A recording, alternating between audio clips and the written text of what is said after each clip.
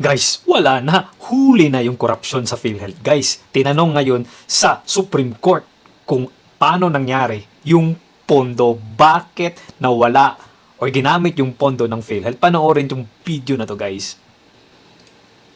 Natutol sa paglipat ng 89.9 billion pesos na pondo ng Philippine Health Insurance Corporation of PhilHealth pabalik sa National Treasury.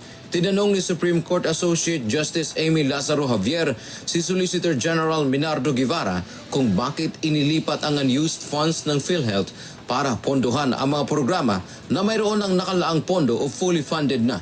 Partikular na binanggit ni Justice Lazaro Javier ang Panay Guimaras Negros o PGN Island Bridges Project na lumalabas na fully funded na anya sa pamamagitan ng isang loan mula sa South Korea. The PGN Bridges Project appears to be fully funded by the Export-Import Bank of Korea in the amount of 174.49 billion plus. Is there an urgency to transfer the PhilHealth funds when the project is already fully funded?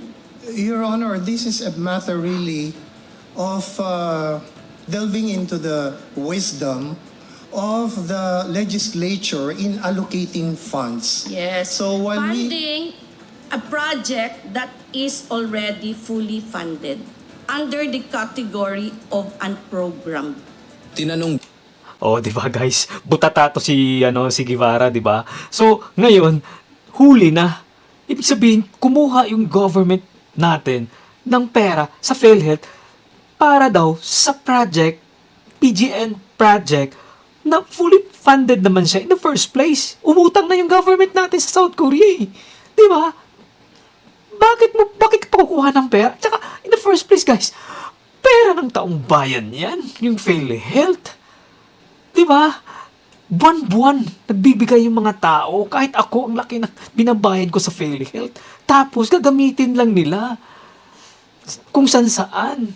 Guys, garapalang korupsyon na to, guys. Anong ba yan? Diba? Dapat nga, may mananagot dito, guys. Dapat lang may mananagot dito. din ang